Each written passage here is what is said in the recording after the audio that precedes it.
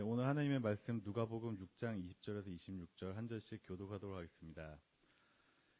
예수께서 눈을 들어 제자들을 보시고 이르시되 너희 가난한 자는 복이 있나니 하나님의 나라가 너희 것이미요. 지금 줄인 자는 복이 있나니 너희가 배부름을 얻을 것이며 지금 우는 자는 복이 있나니 너희가 웃을 것이며 인자로 말미암아 사람들이 너희를 미워하며 멀리하고 욕하고 너희 이름을 악하다 하여 버릴 때에는 너희에게 복이 있도다. 그날에 기뻐하고 뛰놀라 하늘에서 너희 상이 큼이라. 그들의 조상들이 선지자에게 이와 같이 하였느니라.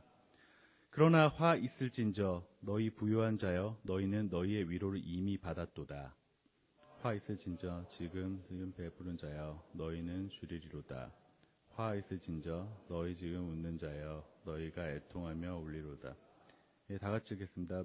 모든 사람이 너희를 칭찬하면 화가 있도다. 그들의 조상들이 거짓 선지자들에게 이와 같이 하였느니라. 아멘.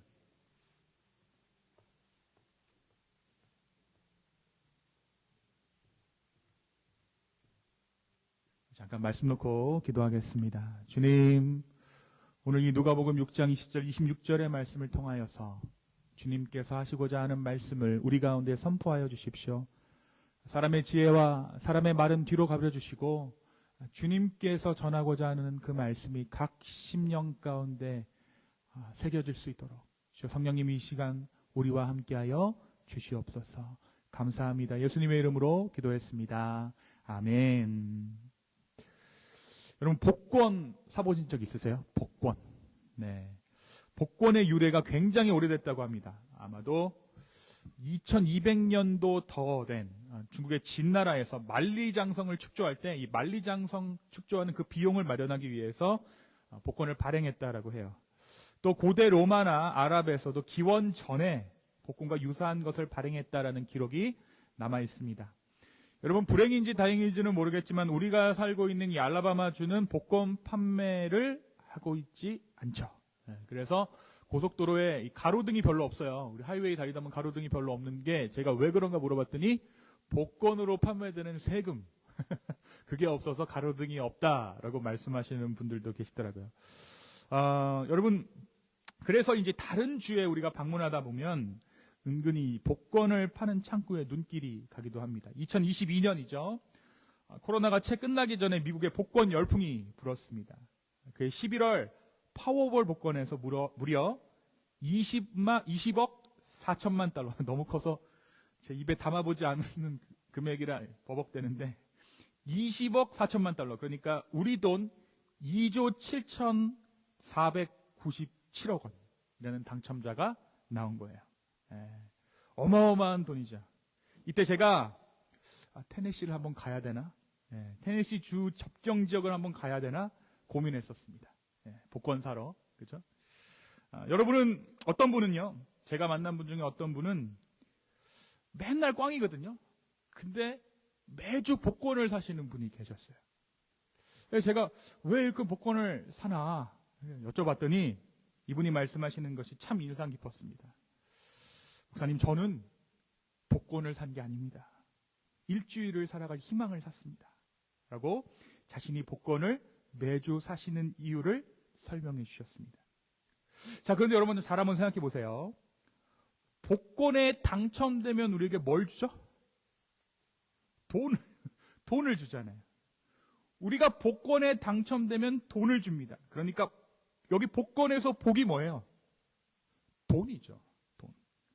그러니까 복권에는 돈이 곧 복이다라는 의미가 담겨져 있는 거야. 복을 곧 돈으로, 돈을 곧 복으로 여기는 사회적인 동의가 소위 복권이라는 이 이름 가운데 숨겨져 있는 것입니다. 오늘 저는 이 말씀을 준비하면서 혹시라도 안주머니에 복권 한 장을 고이 간직하면 또는 성경책에 복권 한 장을 고이 이렇게 끼워두고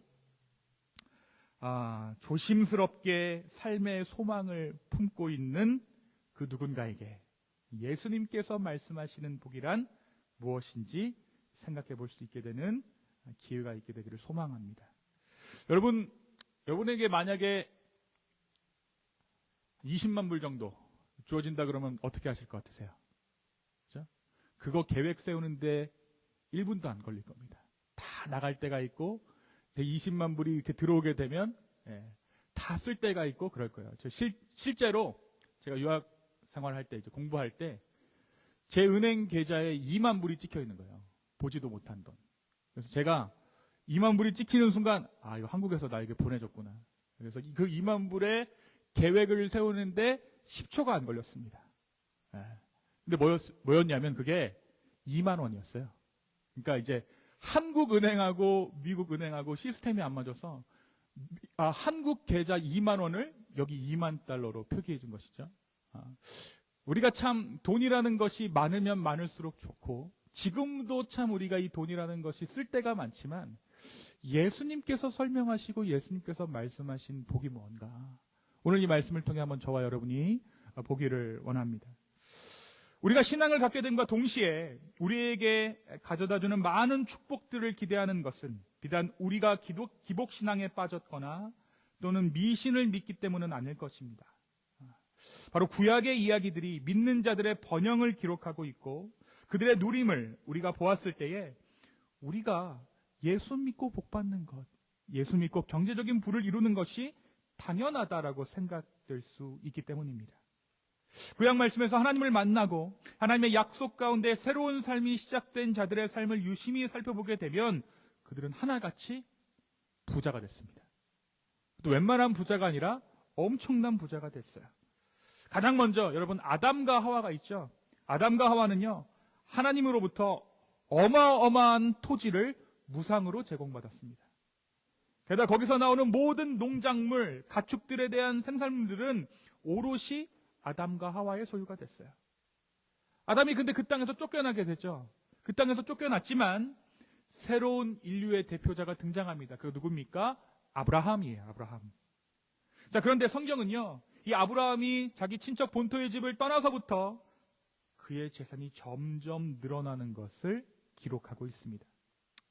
창세기 24장 35절에는 아브라함의 부유함을 그의 종인 엘리에셀이 설명하는데 그가 이르기를 나의 주인 아브라함은 매우 부유한 사람입니다.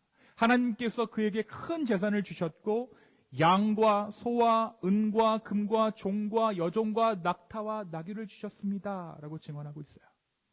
또한 후에 아브라함이 조카 롯과 땅을 분배하여 나눠지게 된 이유도 무엇입니까? 양이 너무 많아서 목자들이 싸우는 거예요. 그렇죠? 여러분 아브라함의 아들인 이삭은 어땠습니까? 그 역시 땅을 파는 곳마다 물이 샘솟는 축복을 누렸어요. 이스라엘 땅 어떻습니까? 척박하고 건조한 땅이죠. 그런 환경에서 땅을 파는 곳마다 우물이 되었다라는 것은 그게 많은 경제적인 부가 있었음을 나타내는 부분이에요. 창세기 26장 16절에서 17절을 보면 이삭이 너무 부유하고 강력해지자 지역 왕이었던 아비멜렉이 제발 좀 떠나달라고 간청하는 일이 기록되어져 있습니다. 또 어떻습니까? 이삭의 아들 누구죠? 야곱. 얼마 전에 우리가 이 아침 묵상 말씀을 통해 야곱이 에서에게 선물을 준비하잖아요. 각종 가축들을 준비했다라고 기록되어져 있는데요. 이때 야곱이 에서를 위해 준비한 예물을 현재 가치로 환산하면 여러분 얼마인 줄 아세요? 최대 90만 달러입니다. 그러니까 선물로 준비한 것만 한 90만 달러 준비한 거예요. 그러니까 자기 재산이 얼마나 많았다는 거예요. 벌써 여기서도 지금 입이 떡 벌어지게 놀라시는 분들이 계시는데, 그렇죠? 내가 어렸을 때 싸운 동생이 미국에 와서 언니 그만 화풀어 하면서 90만 달러가 담긴 통장을 저에게 건네준다고 생각해 보십시오. 이거 뭐 그냥 인생 거기서 끝난 겁니다. 그렇죠? 이처럼 성경은요, 하나님과 언약 관계에 있던 자들이 하나같이 큰 부를 이루었다, 경제적인 축복을 받았다라고 기록하고 있어요.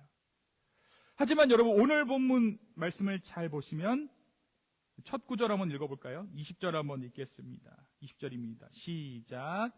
예수께서 눈을 들어 제자들을 보시고 이르시되 너희 가난한 자는 복이 있나니 하나님의 나라가 너희 것이며. 이 첫 구절부터 내심 섭섭합니다. 구약에서는 그 많은 돈을 하나님과 언약을 맺었다는 그 이유 하나만으로 때려 부어주셨는데 예수님께서 제자 삼고 첫 번째 하신 말씀이 이거예요. 가난한 자가 복이 있다. 가난한 자가 복이 있다. 그때의 하나님이나 오늘 예수님께서 말씀하시는 하나님이나 같은 하나님이 분명할 것인데 그 사이에 무슨 일이 있었던 걸까요? 하나님이 가난해지신 것일까? 과연 어떠한 변화가 구약이 말하는 복과 신약 시대에 예수님께서 선포하시는 복의 차이를 가져오게 된 것일까요? 특별히 우리가 오늘 주목할 것은 이 가르침이 있기 바로 직전에 예수님께서 누구를 모았죠? 제자들을 부르셨어요. 그죠? 12명을 다 부르셨습니다. 그러니까 오늘 이 말씀은 봉숭아학당 1탄인 거예요. 첫 번째 강의입니다. 첫 번째 강의. 예수님의 첫 번째 강의. 제자도 101, 제자도 101. 그죠?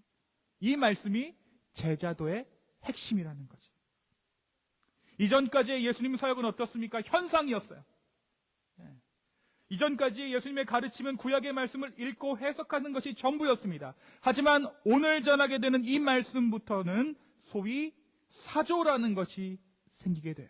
이제 예수 그리스도의 제자들, 예수님의 유산을 물려받을 상속자들이 생겨났고 이제 그 제자들이 또 다른 제자들에게 물려주어야 할 핵심적인 가치, 핵심적인 유산이 바로 오늘 말씀에서 예수님께서 전하신 이 말씀 가운데 담겨져 있다는 거예요. 그리고 첫 구절이 무엇입니까? 가난한 자가 복이 있다. 천국이 저들의 것이다. 여러분, 예수님 당시의 유대 사회는요, 철저한 계층 사회였습니다. 특히 종교 지도자들, 바리새인, 사두개인, 그리고 부유층은 그들의 부유함이 하나님의 축복에 의해서 주어졌다라고 믿었어요. 당연하죠. 제가 조금 전에 말씀드렸던 것처럼 구약의 가르침을 받았던 자들이니까 하나님께서 내게 축복하셔서 내가 이만한 부를 이루었다라고 이야기하고 다녔다라는 거예요. 그렇다면 당시 대부분의 사람들이 속했던 부류의 사람들, 서민들, 평민들은 자연스럽게 어떠한 취급을 받게 됐을까요? 이들은 하나님이 버렸다. 가난하고 억압받는 자들은 그들의 죄가 그들을 억압받게 했고 가난하게 했다라고 여겼어요. 가난이 합당한 거예요. 가난이 당연한 거예요. 왜? 누구의 처분대로 가난해졌기 때문에? 하나님의 처분대로 가난해졌기 때문에. 여러분 참 억울하지 않았겠습니까? 부와 가난이 단순히 노력의 문제, 능력의 문제라면 극복해볼 여지가 있겠지만 하나님의 처분이라고 생각되었을 때 사람들은 그것을 받아들일 수밖에 없는 거예요. 그게 하나님의 뜻이라는데 어떡하겠어요? 이것에 대한 순응이 그들에게는 하나님을 향한 신앙이 되기 때문에 가난이 하나님 뜻이구나. 그런데 오늘 예수님께서 나타나셔서 말씀하고 계신 거예요. 너희가 하나님을 오해하고 있다. 그리고 참 하나님이 어떠한 하나님이신지를 오늘 이 말씀 가운데 예수님이 선포하십니다. 자, 예수님께서 뭐라고 말씀하십니까? 예수님은 가난한 자들을 향해 하나님 나라가 너희의 것이다 라고 말씀해 주십니다. 우리가 주목해야 하는 것은 예수님께서 단순히 가난한 자를 도우라 라고 말씀하시지 않았다는 거예요. 여러분, 가난한 자를 돕는다는 것은 무엇입니까? 구약의 가르침이에요. 그렇죠? 민수기 신명기에 보면 율법을 선포하실 때 가난한 자를 어떻게 도와줘야 되는지에 대해서 말씀하고 계세요. 그런데 여기는 지금 예수님께서 말씀하실 때 가난한 자를 도우라라고 말씀하신 것이 아니라 가난한 자가 천국을 가졌다라고 말하는 거예요. 이것은 그들의 가치관이 흔들리고 있다는 것입니다. 예수님께서 그들의 가치관을 흔들고자 했다는 거예요. 그들의 세상을 흔들고자 했다는 거예요. 가난한 자를 돕는다는 것은 무엇입니까? 그 세계의 질서가 유지될 때 일어나는 일이죠. 저 사람 돈이 많고 내가 없다. 그러면 있는 사람이 없는 사람 도와주는 것. 기존의 질서가 적용되어 있는 상태입니다. 그렇죠? 그런데 오늘 예수님 뭐라고 말씀하십니까?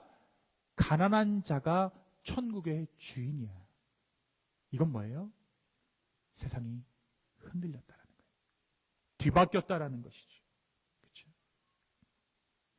여기서의 가난은 단순히 경제적인 가난함을 의미하는 것이 아니겠죠. 이 가난함은 경제적인 궁핍과 동시에 영적인 가난함을 의미합니다. 무엇이 영적인 궁핍함입니까? 가난하다라는 것은 내 힘으로 살 수 없다라는 거예요. 내 힘으로. 제가 미국에 와서 소득이 얼마 없을 때 극빈자 혜택을 좀 받았습니다. 그래서 예안이 예건이 다 공짜로 낳고 윗도 받고 다 그렇게 했어요. 병원에 가도 돈을 안 내는 거예요. 그런데 최근에 이제 우리 예안이가 좀 아파가지고 병원에 갔어요. 병원에 갔는데 아직까지 저는 그 보험이 적용되는지 알았어요. 그런데 한 달쯤 있다가 미국 사람들 굉장히 일을 늦게 하더라고요. 한 2달쯤 있다가 빌지가 하나 날라오는 겁니다. 병원비, 청구서가 날라온 거예요. 처음 보니까 신기하더라고요. 이게 뭐지? 왜? 내 소득이 조금 올라가서 이제는 어느 정도 제가 부담을 해야 되는 거예요. 여러분, 가난한 건 뭐예요? 가난한 건 내 혼자 힘으로 무언가를 지불할 수 없는 상태가 가난한 겁니다. 그죠? 영적인 가난함이란 뭐겠어요, 그럼? 나는 내 스스로를 구원할 수 없습니다. 라는 것이 영적인 가난함이에요. 가난함이라는 것은, 영적인 궁핍이란 스스로를 구원할 수 없는 상태, 나의 그 어떠한 것으로도 구원받기에 부족하다라는 인정함이 그 안에 담겨져 있는 거죠. 반대로 생각하면 이 당시 부유했던 사람들은 이미 하나님의 구원이 임한 것으로 간주했어요. 왜? 돈이 많으니까. 돈이 많은 것은 하나님의 축복이니까. 당연히 나는 구원받은 거죠. 반대로 가난한 사람은 어떻습니까? 나는 가난하니까 하나님께서 나를 벌 주셨으니까 나에게는 구원이 없어. 그러니까 경제적인 궁핍함과 영적인 궁핍함이 만나고 있다는 거예요. 연결되어져 있었다는 거죠. 그래서 예수님 뭐라고 말씀하세요? 너희 가난한 자들에게 천국이 있다.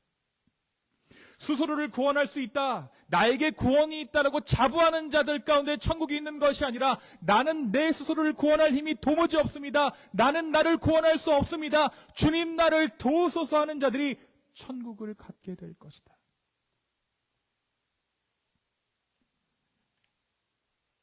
예수님은 바로 그 가난한 마음, 천국은 내 스스로를 구원할 수 없다는 것을 인정하는 사람들의 것이다 라고 말씀해 주십니다. 두 번째는 누구에게 복이 있다고 말씀하십니까? 두 번째는 지금 우는 자는 복이 있다. 너희가 웃게 될 것이다. 이것은 당시의 비관적인 사회적인 분위기에서도 기쁨을 강조하는 자들이 있었다라는 거예요. 자, 바리새인들과 서기관들이요, 사람들을 현혹합니다. 지금 다 잘 되고 있어. 언젠가 우리가 새 힘을 얻으면, 언젠가 하나님께서 우리를 구원하시면 다시 우리가 온 세계를 제패할 날이 올 거야. 솔로몬 때를 기억해봐, 다윗 때를 기억해봐. 우리가 그때 얼마나 좋았니? 지금은 그 과정일 뿐이야. 이것이 바리새인과 서기관들의 가르침이었어요. 누구의 가르침과 닮았습니까? 북이스라엘과 남유다 시대의 거짓 선지자들과 그 괴를 같이 하고 있어요. 이때 당시 등장했던 수많은 거짓 선지자들의 공통된 메시지가 있었습니다. 하나님이 곧 회복해 주실 거야. 다 괜찮아. 슬퍼하지 마. 반대로 진짜 선지자들, 참 선지자들은 사람들이 오가는 성전 문 앞에서 그들의 회개를 촉구합니다. 회개해라. 돌이켜라. 이렇게 살면 안 된다. 마찬가지입니다. 바리새인들과 종교 지도자들은 고통을 외면했습니다. 슬픔을 의도적으로 피했고 슬픔을 죄악시했습니다. 하지만 예수님은 슬픔과 고통을 외면하지 않으세요.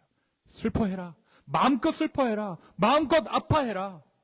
하늘의 위로가 너희에게 있을 것이다. 마지막으로 오늘 말씀에서 예수님께서 복을 말씀하실 때 무엇이라고 말씀하십니까? 나를 위하여 핍박받는 자들에게는 하늘의 상이 크다. 이것은 기독교 신앙을 가지는 것에 대해 별다른 저항을 가지고 있지 않는 이 현대 미국 사회를 살아가는 우리에게 다소 적용하기가 어려울 수 있어요. 신앙을 갖는다라는 것, 교회를 다닌다라는 것, 그것이 우리의 상황 안에서 크게 어려운 일이 아니기 때문이지. 근데 여러분, 불과 한 세대 전만 해도 교회 나간다고 남편한테 두들겨 맞는 아내들이 있었습니다. 교회 다닌다고 시어머니에게 괄시당하던 며느리들이 있습니다. 그게 다 우리 엄마 아빠 세대들의 얘기예요. 우리가 마음껏 신앙생활하게 된 지 얼마 되지 않았다라는 거예요.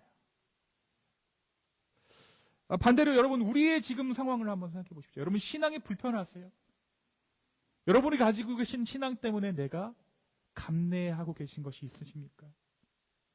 만약 이러한 순간들이 존재하지 않거나 이러한 순간들을 외면하고 있다면 우리는 스스로 나의 신앙이 오늘 예수님께서 말씀하시는 하늘의 상급에 합당한 신앙인지 돌아봐야 할 것입니다. 예수님 말씀하십니다. 25절입니다. 화 있을진저 너희 지금 배부른 자여 너희는 줄이리로다. 화 있을진저 너희 지금 웃는 자여 너희가 애통하며 울리로다. 하나님 없이 만족하는 자들은 오히려 화 있는 인생이다. 그들은 그들의 위로를 이미 받았으며 그들의 육신의 배는 부를지 몰라도 그들은 영적인 굶주림에 허덕이게 될 것이다. 지금 웃는 자들은 결국 애통하며 울 날이 올 것이고 모든 사람이 칭찬하는 자에게는, 인기와 영합하는 자들에게는 화가 있을 것이다. 타협하며 세상과 동조하는 신앙은 복이 아니라 오히려 화라는 것이 오늘 예수님께서 제자들에게 전하신 메시지예요. 여러분, 예수 그리스도를 믿고 신앙하며 그분을 하나님의 아들이요 구주로 고백하는 공동체가 바로 교회죠. 그렇죠? 그런데 요즘 이 교회가, 이 기독교가 가장 치열하게 싸우고 있는 이단은요, 신천지도 아니고 JMS도 아니고 다른 어떤 종교도 아닙니다. 요즘 기독교가 싸우고 있는 이단은 다름 아닌 복을 비는 기독교, 소위 내가 잘 되는 자기 번영의 종교로서의 기독교입니다. 여러분, 이단의 뜻이 뭐죠? 다를 단, 끝이 다르다. 하는 건 다 똑같은데, 찬양하고 예배하고 말씀 듣고 설교 듣고 하는 건 다 똑같은데 마지막 끝이 다른 거예요. 마지막 신앙의 목적함이 다른 거예요. 그 신앙이 지향하는 지점이 다른 것, 우리는 그것을 이단이라고 할 수 있겠죠. 여러분, 우리는 어떻습니까? 우리는 결핍을 죄악시하죠. 뭐 하다 좀 불편해. 옛날에는 참고 썼는데, 내가 이제 살면 얼마나 더 살겠어. 아마존 탁탁 시키고 이틀 뒤면 받아보고 안 참어 이제. 그죠? 결핍을 죄악시하는 거예요. 그죠? 특별히 우리는 경제적인 결핍을 이 땅에서 살아가면서 가장 피해야 할 저주로 생각하잖아요. 가난해지면 안 돼. 지금은 내가 어느 정도 노후가 보장돼 있지만 이거 놓치면 안 돼. 그렇죠? 반면에 풍요를 미덕으로, 부족함이 없는 것을 인생 최대의 미덕으로 살아가는 것이 우리입니다. 하지만 오늘 말씀은 우리에게 그러한 신앙과 그러한 믿음을 가지고 있는 우리에게 정면으로 도전하고 있어요. 구약 시대에는 하나님께서 복을 설명하신 방법이 바로 그들에게 주어지는 경제적인 이득이었습니다. 그들이 번영하고 그들이 잘 되는 것으로 하나님은 복의 개념을 사람들에게 심어주셨습니다. 그런데 사람들은 그 복의 근원에 집중하기보다 복의 현상들만을 찾게 되었습니다. 결국 복의 근원이 되신 예수님께서 우리 가운데 오셨어요. 그래서 우리는 그분의 소식을 복음이라고 하는 것입니다. 예수님께서 가난해지심으로 우리가 부유해질 수 있었습니다. 예수님이 굶주리셨기에 우리가 배부르게 되었습니다. 예수님의 눈물로 우리는 기쁨을 얻게 되었습니다. 예수님이 버림받으셨기에 우리가 하나님의 자녀가 되었습니다. 이것이 우리가 믿는, 우리가 가지고 있는 복음이에요. 오늘 예수님의 가르침, 예수님의 제자도 예수님의 이 말씀의 의미는 무엇일까요? 예수님은요, 부족한 듯 살아라 라고 얘기해요. 결핍을 말합니다. 부족한 게 복이야. 부족한 게 천국이야. 우리 옆 사람 보면서 한번 얘기할까요? 내가 당신 때문에 천국을 살아. 네. 맞죠? 복음 안에서의 삶은 부족한 듯, 모자란 듯 살아가는 것이다. 오히려 그것이 우리에게 천국의 풍요함을 이룬다라고 말씀해 주고 계신 거예요. 결핍과 부족함이 결국 이루는 그 풍성함이 우리가 이루어야 할 풍성함이라는 것입니다. 여러분, 모르는 것은 죄가 아닙니다. 부족한 것은 우리에게 죄가 아닙니다. 모르고 부족한 것은 도리어 우리에게 희망을 품게 합니다. 하나님께서 함께 하실 것이다. 하나님께서 채워주실 것이다. 라는 기대는 사람이 모든 것으로 채워버린 그 싸구려 감동과는 질적으로 다른 거예요.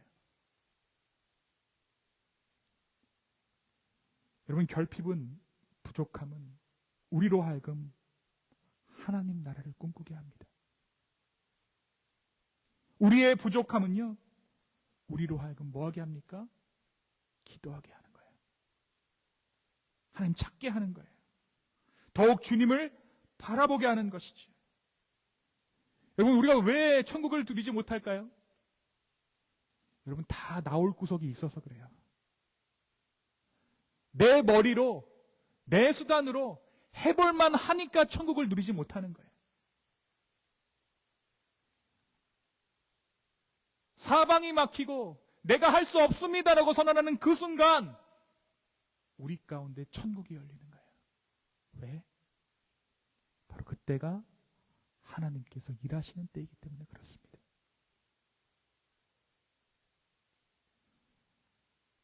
여러분, 한번 생각해 보세요. 취업하거나 우리가 구직을 할 때 내가 쓸 게 많아요. 내가 쓸 게 많아요. 그죠? 그럼 뭐 할까요? 기도 안 합니다. 그죠? 왜? 될 거 아니까. 근데 여러분, 아무것도 채울 게 없는 사람 어때요?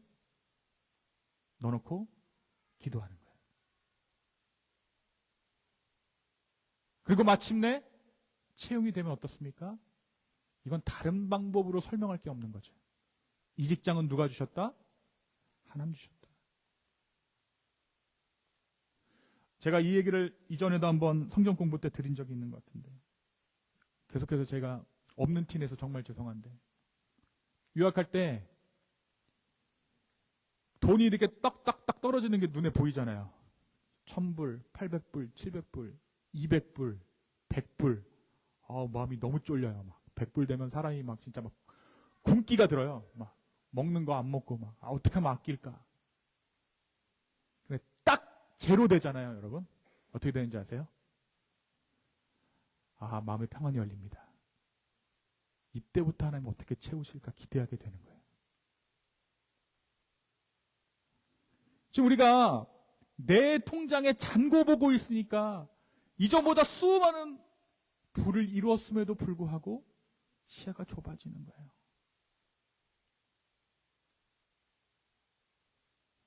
여러분, 결핍은, 부족함은 우리로 하여금 하나님 나라를 꿈꾸게 합니다. 우리의 부족함은 우리로 하여금 기도하게 합니다. 더욱 주님을 바라보게 합니다. 예수님은 이 결핍을 통해 얻어지는 동행, 그리고 동행이 주는 풍요로움, 예수님은 그것을 천국이라고 말씀하셨던 것입니다. 지금 여러분이 가지지 못한 것, 부족한 것, 어려운 것, 그것이 천국입니다. 하나님은 그것을 통해 우리와 동행하시고 그것을 통해 우리에게 말씀해 주십니다. 그것을 손에 집어넣는 것, 그것을 내 것으로 삼는 것을 내 신앙의 목적으로 삼는 순간 우리는 뭐가 됩니까? 2단, 3단 되는 겁니다. 여러분 주변 한번 돌아보세요. 주변 한번 보십시오. 빈자리들이 듬성듬성 보이죠? 그렇죠? 저는요, 채워져 있는 자리보다 이 비워져 있는 자리 때문에 기도하는 거예요. 여러분 중에 잘 살고 있는 것 같은 사람 제가 솔직히 말해서 기도 안 합니다. 목사님 너무 힘들어요. 기도 좀 해주세요. 그런 사람 위해서 제가 기도의 자리로 나아갈 수 있게 되는 것 같아요. 마찬가지입니다. 우리에게 천국은 풍성함을 통해 다가오지 않습니다. 부족하고 연약한 것, 내 힘으로 채울 수 없는 그것을 통해 하나님의 천국은 내 삶에 임합니다. 여러분, 오늘 이 자리는 두 가지 부류의 사람들이 있는 것 같아요. 내 인생 다 채워보니까 마지막 퍼즐 하나가 안 채워져. 그래서 교회에 옵니다. 내가 다 이뤘어. 자식도 잘 되고 돈도 이제 어느 정도 먹고 살만하고, 근데 마지막 뭐가 하나가 안 채워져. 내 마음 가운데 소망이 있는데 이게 안 채워져. 그것 때문에 그것 채우려고 이 자리에 온 사람이 있고, 애초에 모든 것이 무너졌기에 이 자리에 온 사람도 있습니다. 예수님을 찾아온 부자 청년이 바로 인생에 남은 마지막 하나를 채우려고 예수님을 찾아오게 됐죠. 예수님 이 청년에게 뭐라고 말씀하세요? 야, 너 가진 거 다 팔고 와. 이 말씀이 뭡니까? 비우고 오라는 거예요. 망하고 오라는 겁니다. 너 망해서 와. 아니 못 채워. 여러분 이 자리에 어떠한 모습으로 나오셨습니까? 오늘 내가 꿈꾸는, 내가 바라는 천국은 무엇입니까? 다시 한번 우리의 삶을 주님께 드리기 원합니다. 여러분 기독교의 매력은 뭔지 아세요? 제가 칼럼에도 썼지만 기독교의 매력은요, 말이 안 되는 걸 믿는 거예요. 그리고 세상에서 가장 희미한 것을 믿는 겁니다. 눈에 보이면 보면 되고요, 귀에 들리면 들으면 됩니다. 근데 예수님 보이지 않아요. 그래서 뭐 해야 합니까? 믿어야 돼요. 믿어야 돼요. 그리고 주님은 그 믿음을 통해 역사하십니다. 오늘 이 말씀을 통하여서 주님께서 주시는 은혜와 주님께서 주시는 천국을 향한 새로운 비전이 우리의 삶 가운데 있기를 예수님의 이름으로 축원합니다. 자리에서 한번 일어나서 우리 한번 찬양했으면 좋겠습니다.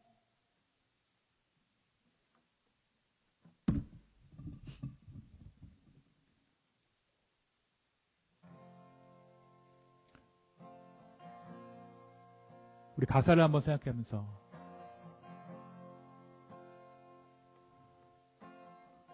이 눈에 아무 증거 아니 배어도, 이 눈에 아무 증거 아니 배어도 믿음만을 가지고서는 걸으며, 이 귀에 아무 소리 아니 들려도 하나님의 약속 위에 서리. 다시 한번 고백할까요?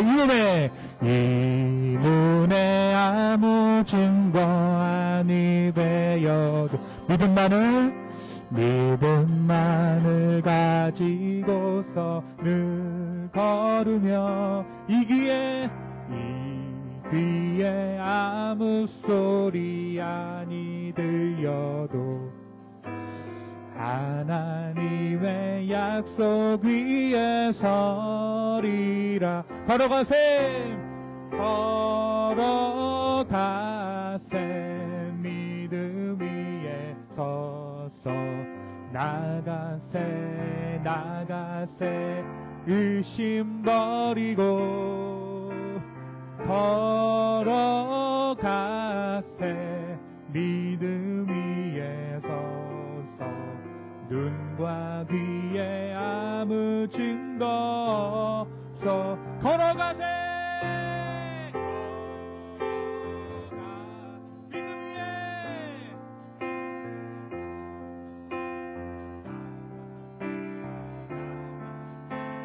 의심 버리고 걸어가세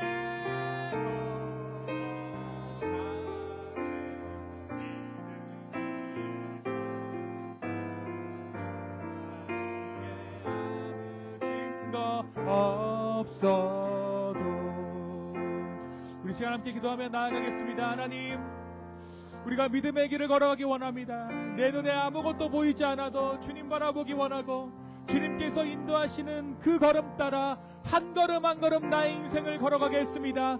주님보다 앞서지 않고 겸손하게 주님의 말씀을 기다리며 온전히 주님 손에 우리의 모든 것을 맡기며 나가기 원합니다. 주님, 내 인생 주관하여 달라고, 함께하여 달라고 이 시간 기도하며 주님께 나아가겠습니다. 이렇게 기도합시다. 아버지,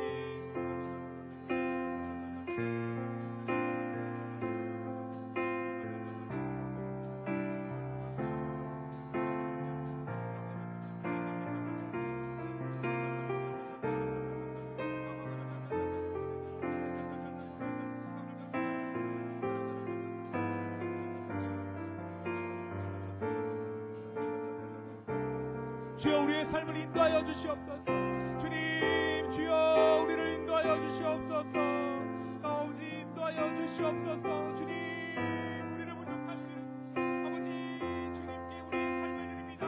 주여 주여 주여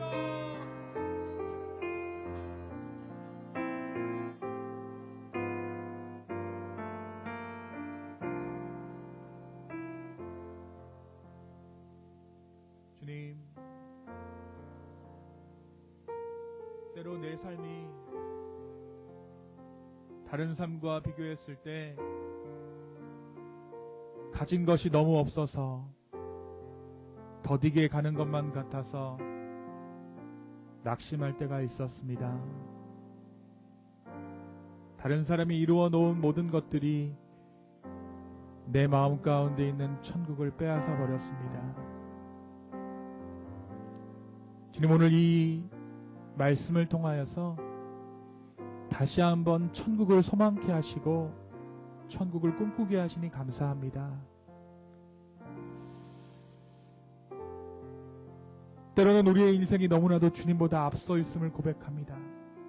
우리가 찬양으로 고백한 것처럼 주님보다 앞서지 않고 겸손하게 주님의 말씀을 기다리며 한 걸음 한 걸음 나아가는 우리 인생 되게 하여 주십시오. 그리고 내 삶의 진도표를 가장 잘 아시고 가장 합당한 길로 인도하시는 그 주님을 바라보는 우리 모두 되게 하여 주시옵소서.